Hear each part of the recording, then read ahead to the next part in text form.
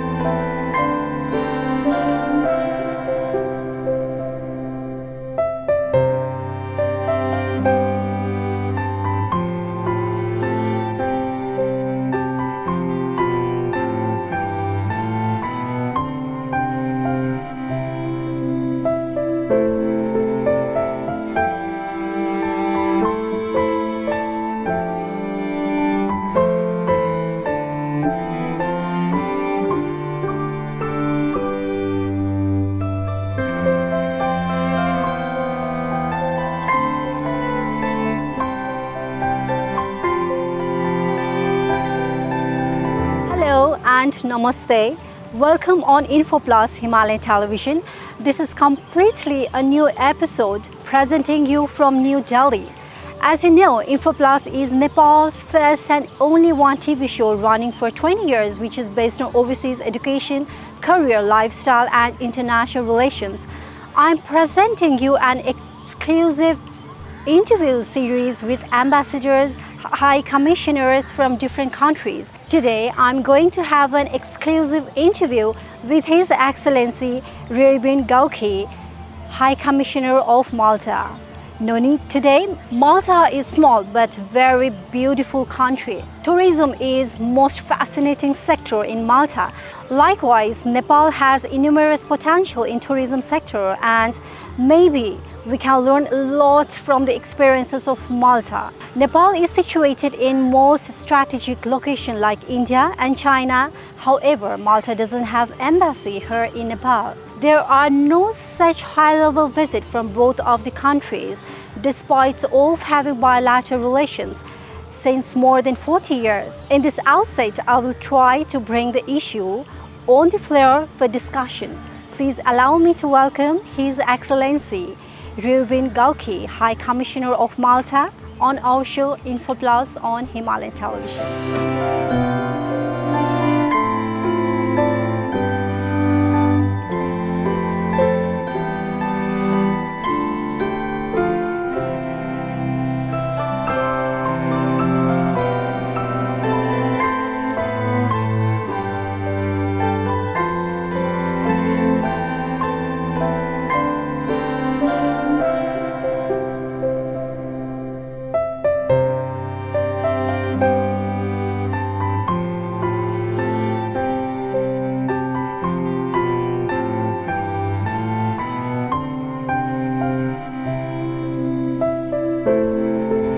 His Excellency Reuben Gauci was born on 28 May 1976 in Talpeta, Malta.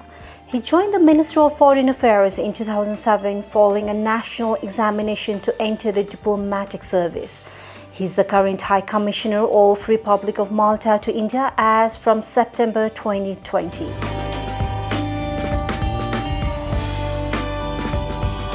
Resident in New Delhi, he presented credentials to the President of India, His Excellency Ramnath Kovind, on 14 October 2020. He is also accredited as Malta's High Commissioner to the Maldives, Sri Lanka and Bangladesh, and Malta's Ambassador to Nepal.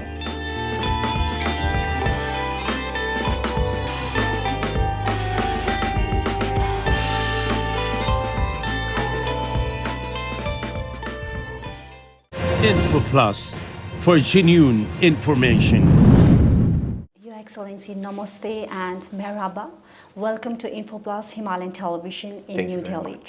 Your Excellency, can you share about your journey and your experience that lead you to the current role as an High Commissioner, and what has been the most rewarding and memorable experience during your tenure as an High Commissioner to Nepal? So, to Nepal, I'm actually ambassador because Nepal is not in Commonwealth. Whilst the other countries, like India, I serve in India. India is a Commonwealth country, so I am High Commissioner here in India. I am High Commissioner to Bangladesh. I am High Commissioner to Sri Lanka. I am High Commissioner to the Maldives, and I am ambassador to your very beautiful nation, Nepal. I am actually very much in love with your country. I arrived in India on the 13th of September 2020. I presented credentials here in India in October 2020, and because of COVID at the time, it took a year for me to be able to travel to Nepal to present credentials. But eventually I did, and I presented credentials on the 22nd of October 2021. It was my first visit to Nepal. I come from an island, so Nepal is the exact opposite of where I come from. My country is surrounded by sea. In the case of Nepal, it's surrounded by land. My country does not have mountains. In the case of Nepal, you are a mountain nation. So obviously, for me as a Maltese, it's very, very interesting to travel to Nepal. In fact, I've been to Nepal since then twice. So when I presented credentials in October 21, and then I traveled to Nepal again in October 22. Okay. So as you can calculate, I've been in India for 4 years. I have another year coming, and I'm definitely looking forward to visit Nepal again. During 41 years of diplomatic relationship, Malta and Nepal shares a very good and friendly bond, I believe. How have both countries have maintained the bilateral relationship so far, Your Excellency? Right. So as you rightly pointed out, we have 41 years of diplomatic relations. We established our diplomatic relations on the 25th of September 1983. I was a small boy at the time. Okay. So obviously there is the question of the distance. So unfortunately at the moment we still do not have any particular agreements signed between Malta and Nepal. There are a number of possible agreements which are being studied by both sides, but till now we do not have agreements. But in the 41 years of diplomatic relations with Nepal, it's for us, we are a very friendly nation. And we feel that Nepal is exactly the same, a very friendly nation. You could see it when you deal with officials. You could see it when you deal with people. Maltese people are very hospitable. Nepalese people are very hospitable. So it's the bond of relations is not simply a diplomatic one, but also a people-to-people's one. And why am I mentioning people? Because recently, in the past 2 to 3 years, a lot of Nepalese nationals have traveled to Malta to work. So at the moment, the Nepalese community in Malta is one of the largest diasporas in my country. Now, just for you to get an idea, Malta is a 500,000 population. It's like Maldives. We have around 8,000 Nepalese citizens living and working in Malta. Okay. So you can compare 500,000 to 8,000, which means that now Nepal has really arrived in Malta. Unfortunately, we do not have a lot of Maltese traveling to Nepal, albeit there are. And usually they are the ones who go hiking in the mountains, those who love love being in the mountains. In fact, I remember during COVID, there was a particular Maltese medical doctor who was hiking in Nepal when COVID struck, and then I was assisting him to leave. And I remember the last thing he told me, I don't want to leave my lovely Nepal. Okay. Okay. At the moment, out of our diplomatic relations, the thing which we harvested most was the very recent Nepalese community working in Malta, mainly in security, in tourism, hospitality, and nursing, and other jobs as well. And you know, I mean, given that in the say last 5 years, the Nepalese community has become, if I'm not mistaken, the third largest community as a country. I mean, Nepalese in Malta. It's you know, it's quite something. So now everybody in Malta knows where Nepal is. Okay. Everybody knows because they see the Nepali people, and they also you know, can get the information from the internet. So I think that in the future we may be seeing more Maltese nationals visiting Nepal. Unfortunately, you probably know that EU airlines do not at the moment land in Nepal. So usually, if I'm not mistaken, to arrive to Nepal from Malta, you will probably travel through either Turkish Airlines or through Emirates.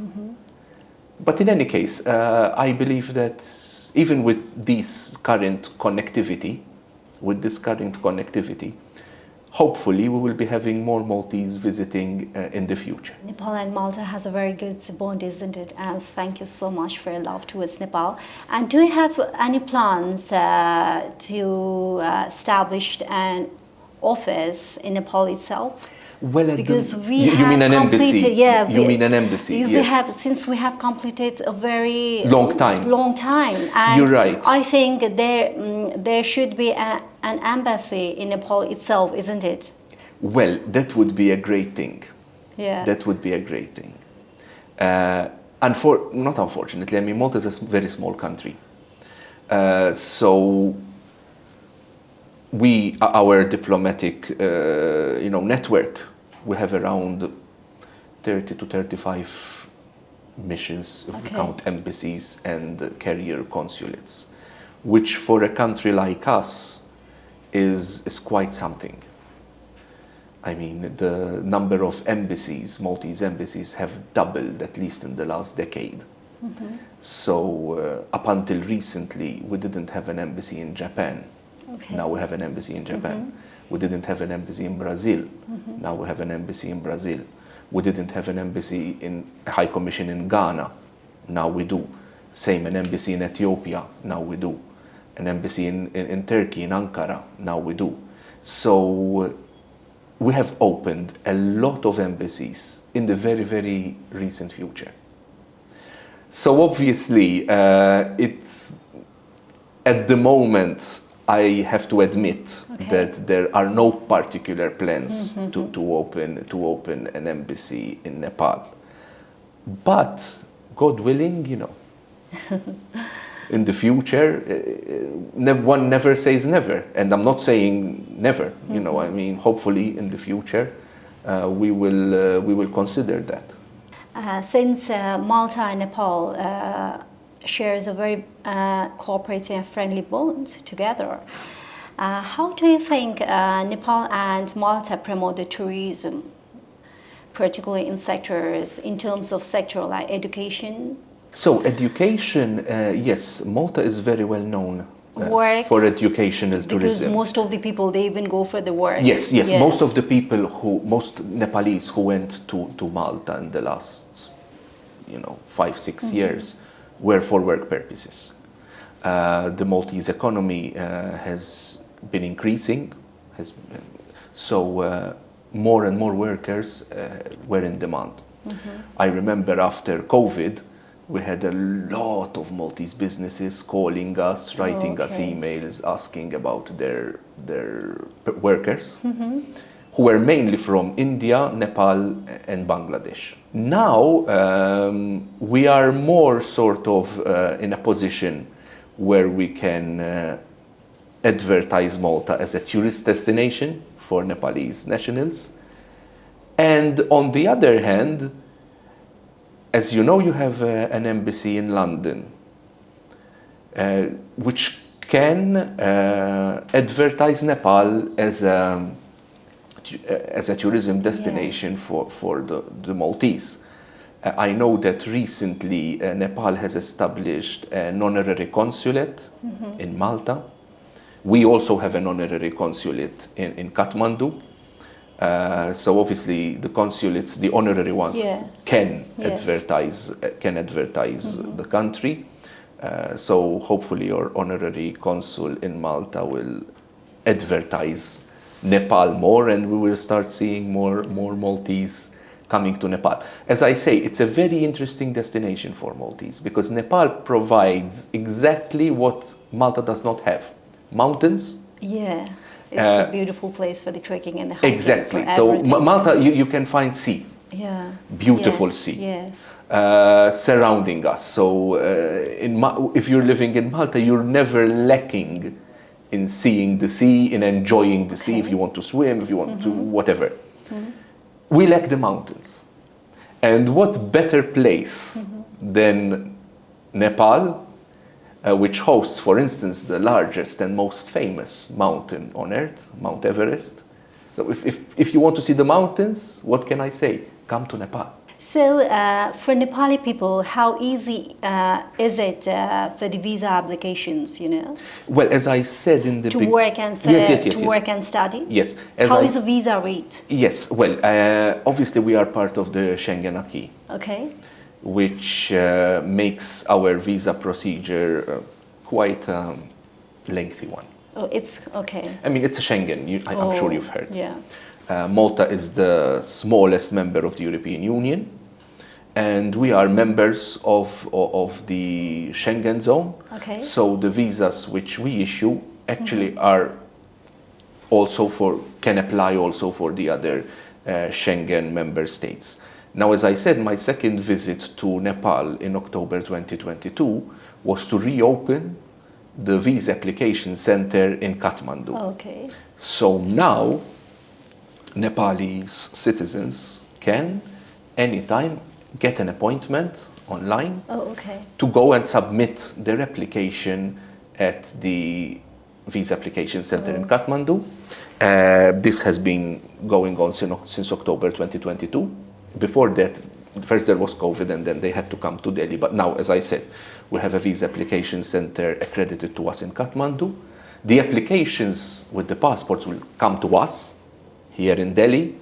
We process them and then we send the passport and our reply back to Kathmandu. So obviously it takes some time. It sounds to be quite lengthy, isn't it? It does. Yeah. Malta is a study destination. And the same, Nepalese students can apply after taking an appointment at the visa application center. Their visa will be processed, and the reply will come. So yes, it will take some time. It will take some time. The usual, I would say, if you count, because the passports and the documents have to come to Delhi, then go back to Kathmandu. So you even have to take that into consideration. What's your priority and goals for the future of Malta to Nepal relations during your tenure as a High Commissioner? Well, it's, I understand the situation that, both our countries are a bit far from each other. Obviously, both of us, we're not very large countries, so obviously we have other priorities sometimes. Like for instance, I've even noted in what you sent me, like Nepal is between two large countries, right? India and China. In the case of Malta, we're between two large continents, Europe in the north and North Africa and the rest of Africa in the south. So in that sense, we share the situation where we have to understand that our neighborhood sometimes becomes our first priority. So I know that Nepal, for instance, focuses a lot on India in the south and on China in the north. In the case of Malta, it's the same. We focus a lot on Europe in the north. Also, we're today part of members of the European Union since 2004. And we focus a lot on the North African subcontinent, and then the whole African continent. For us, these are, like for instance, the Maltese Prime Minister has just been to Libya recently. So I would, unfortunately, till now, I have to admit that there haven't been high-level visits as well, both in Nepal from, Maltese ministers and prime ministers, and the same, Nepalese in Malta. So if you had to tell me what are your targets, I think having a high-level visit, it may not happen during my time, but I think both countries, Malta and Nepal. The high-level visits is yes, very like minister, for instance. For both the countries. Yes, I think that's very important, because high-level visits usually then set the ball rolling. Exactly. And if there are certain agreements which are, being discussed, they can be, pushed forward. And so with a high-level visit, usually you get an agreement or you get a memorandum of understanding. Yes. So I think we should be focusing on having a high-level visit, either from a Maltese dignitary, minister, Speaker of the House, Prime Minister, to Nepal, or the other way. Oh, okay. So the plan is still going on, isn't it? Well, yes. I mean, it's always a possibility, and I think we should. That's where we should focus more. How can individuals in both countries contribute to strengthen the ties between Malta and Nepal? Well, as I said, I mean, the diaspora, the Nepalese diaspora in Malta today is one of the largest. Okay. So obviously that already creates the need for more relations. It creates the need for possible agreements. Obviously, a good thing is that the Nepalese community is loved in Malta. It's known as being law-abiding. It's known as being hardworking. So obviously when the Maltese people see this, it's automatic that they would feel a greater bond with Nepal. As you mentioned earlier, that Malta and Nepal we shared a very low bonds in terms of import and export. Yes, that's right. So do you have any plans to promote that? Do you have any plans to collaborate with Nepal on this regard? I am cautiously optimistic for the future. I'm not expecting the trade levels to increase, twofold, threefold overnight, but I am sure they will increase. But if we had to go like 10 years ago, nobody would have thought that the Nepalese community will become one of the largest diasporas in Malta. You wouldn't have thought so 10 years ago. Okay. Now it happened. It's there. Yes. So, one can really be optimistic that even like the trade flows will increase. And hopefully we will have high-level visits, either in Malta or in Nepal, and also move on with certain agreements or memoranda of understanding. Malta is connected with European Union, and as I can we are members. Yeah, we are members, and I can also see a beautiful flag behind you. Yeah. Malta and European Union flag. It looks beautiful. And since it seems like you have a very strong bridge, isn't it? Because European Union is with you, with Malta, and as you've been and we have culture from both. Yes, and as you've been an High Commissioner to Nepal, yes. Do you have any plan to collaborate with the European Union and do betterment for the country Nepal in coming days? Yes, definitely. I mean, since I presented credentials in October 21, I visited the EU delegation. When I came back to Nepal in October 22, I also visited, if I remember well, the delegation. The ambassador sometimes and members of the Nepal delegation visit us here in Delhi. because as you know, there are a lot of EU countries, Malta included, which cover Nepal from here, from Delhi. Okay. So every now and then, the ambassador of the European Union in Nepal actually physically visits us here in Delhi to update us about what's happening, because a lot of European Union embassies, country embassies, are here in Delhi. We also have a good connection sometimes, online meetings and online briefings. So for sure, we cooperate a lot with the EU delegation in Nepal, both as Malta and even all my other colleagues serving here in Delhi, because we believe in the potential that Nepal has and can have in the future. Malta has done a remarkable job to make this country a better place in substantial progress. What do you think Nepal should learn from Malta on this regard? Well, you know what I mean. It's difficult to say what you should learn from us, in the sense that, each country has its own situations. Each country has its own pluses and its own minuses. So I do not presume to say what Nepal should learn from Malta. I mean, our situation is different. There are similarities as well, but our situations are different. Yes.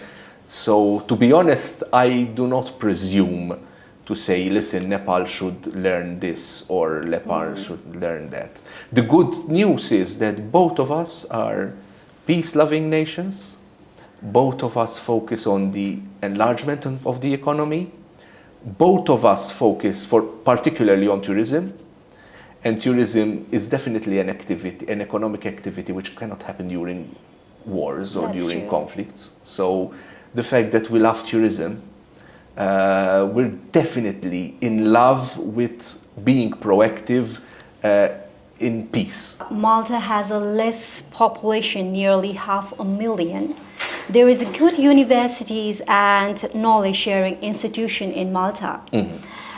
Are there possibilities to exchange educational opportunities available in Malta, as large number of Nepali people have been going abroad for their further studies, and their special priorities are Australia, USA, well, UK? Obviously, I mean, given... How can we attract towards Malta? Given the size of Malta, we have to take care as well of our infrastructure. I mean, we cannot take for... an endless, like Australia's, much larger than Malta. So Australia can technically, handle almost all Nepali students. In the case of Malta, that's not even physically possible. So as I was saying, in Malta we have a lot of English language schools. Okay. We have our own university. Okay. And there is also a private university, an American university. And there are a lot of private institutions, private schools, which, as I said, either teach English, or else there are other institutions which offer MBA courses, nursing courses, computing courses, etc., etc. These are private institutions, so they are, money-making businesses, basically. How affordable is it for the Nepali students as compared to other countries? Well, that's a good question, a really good question, because we like to promote Malta as being cheaper, say, than the UK, cheaper than the US, cheaper than mainland Europe. And the good thing about Malta is that instruction happens in English. So, because we're a Commonwealth country, we're part of the British Empire, and English to date, actually English is an official language in Malta. We have two official languages. We have our own Maltese language, and we have English. And even at university, for instance, instruction is in English. In these private institutions, they know full well that obviously it has to be in English, I mean, if they want to make money. So Malta is a good destination in the sense that it's more affordable than other English-speaking countries for Nepalese students or for any other students, Indian, whatever. So it's cheaper destination which provides you with the same excellence that another English-speaking country like Australia, like UK, like US will provide you with. Malta has a good turnout of tourism, and Nepal is also known for its tourism since it's a beautiful country, isn't it? So, however, we have less number of tourists as compared to Malta. What's the suggestions to Nepal where best practices can be shared? Because Malta has a very good number of tourists as compared to Nepal. Yes, so what we should learn from Malta on this regard? You know, I mean, it's more a number of times. I mean, every year, yes, we receive a much larger amount of tourists than our population in Malta. We are, in a sense, we are reaching a saturation point. And now we are actually questioning whether Malta can take more tourists than we already have visiting us because of the size, because of the infrastructure, etc., etc. I believe that by promoting Nepal well, like we did with Malta, and now we're facing, you know, almost a saturation point in our economic tourism industry. I'm sure that more people from around the world will continue visiting. And also, for instance, Nepal is a relatively cheap country, so people may be even attracted to that. You know, it's not very expensive. As I said, people are very hospitable, etc., etc. So that's another thing which you can use in Nepal. You also have more, you know, human resources. Yes. Since, you know, you're actually exporting human resources to places like Malta. So obviously, but by, you know, investing in Nepalese human resources, so that they don't necessarily have to leave their country to work in other places, due to the fact that you have more tourism coming to Nepal. So, and this comes by investing in one's own human resources. We did that in the past in Malta, we still do. So, Your Excellency, are there any future plans for the development cooperations between Malta and Nepal in coming days? We still have much to explore. We still have much to do. Having said this, Malta has very good you know, economic relations with both India and China. And so obviously having Nepal in the middle, we can actually start thinking of, you know, making more inroads into developmental projects between both our countries. Is there any message you would like to convey to the people of Nepal and Malta to make the relationship more better in coming days? To the people of Nepal, I would like to say, stay as you are. You're such a beautiful people, peace-loving, sometimes simple in the nice way. Hospitable, and in that sense I would like to say to the Nepali people, stay as you are, because you are perfect as you are. Obviously the same applies to the Maltese nationals as well, and I'm sure, as I said, that we can find bonds of intermingling and cooperation between us, both as peoples. And obviously, finally, it's all about people, you know, because if it's business, it's people. If it's diplomacy, it's people. If it's cooperation at the UN, it's people. Finally, it's all people. So I would really wish all the best. This is my message to the Nepalese people, to stay as nice, as intelligent, as hardworking, as pure, and as beautiful as they are. Thank you so much for your time and insight at the Embassy of Malta here in New Delhi. Namaste. Thank you. Namaste. Info Plus for genuine information. I hope you liked the interview with His Excellency Reuben Gauci, High Commissioner of Malta. I tried to cover the wider aspects of bilateral relationship between Malta and Nepal. I'm thankful to High Commissioner for his valuable time and accepting our request to speak to Nepalese viewers. Please don't hesitate to give feedback to us about today's interview. We will bring another exclusive interview in next episode of Info Plus only on Himalayan Television. Keep watching. Namaste. Info Plus for genuine information.